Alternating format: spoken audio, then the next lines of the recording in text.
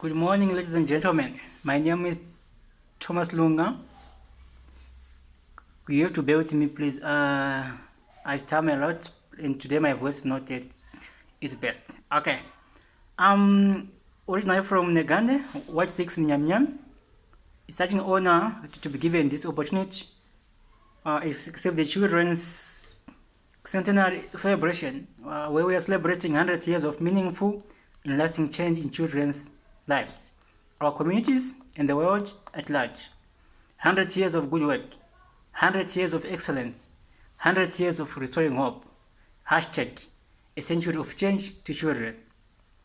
My journey with Save the Children began in 2003 while in grade 7 when I joined the Reproductive Health and Child Protection Committee that was coordinated by Save the Children. The main aim of the reproductive health program was to educate the youth about AIDS and other sexually transmitted infections by changing the attitude and behavior among young people.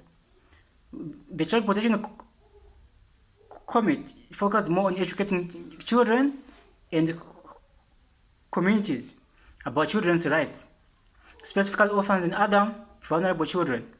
This was achieved through peer-to-peer education, life skills development trainings, school youth clubs, community awareness programs, etc. I personally attended several trainings in Negande as well as Binga, and I was also fortunate enough to represent Nyaminyami at the launch of the National Action Plan for Orphans and Other Vulnerable Children in Marondera in 2005.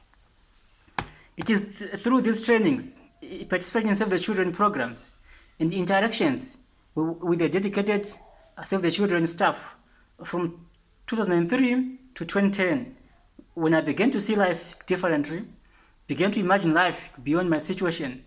By the way, I lost my parents while I was still very young, and although I had a very caring uncle who supported me through thick and thin, life was still not easy financially. I told myself that I'm going to turn this situation around and use it to my own advantage. And this kept me in check always. It kept me studying through the nights when others were sleeping. It kept me studying through the nights when others were partying. I managed to achieve 15 points at A level from an under-resourced rural school, becoming the first to achieve such points. I then completed my Bachelor of Accounting Science degree in 2015 at the University of Limpopo and graduated with a cum laude, also becoming the first to graduate with a cum laude in this specific program. I then completed my honors degree in Chartered Accountants in 2016 at the University of Johannesburg, and also graduated in the top 10 of the class. In 2017, I then started my 3 articles, and I'm proud to say that I've passed all my board exams first time, and I'll be a qualified chartered accountant, registered with the South African Institute of Chartered Accountants by the end of this year. I'd like to thank Save the Children, the Presidential Scholarship, and everyone who played a part in my journey to where I am today. My message to children in Zimbabwe, especially those with a similar background as mine, is that your current situation does not define your future. A lot of people from similar backgrounds as yours have achieved great things in life. They rose from zeros to heroes. The good news is that there's nothing particular or special about those people. But there's a secret. They were determined, focused, and never listened to the negative voices inside or around them.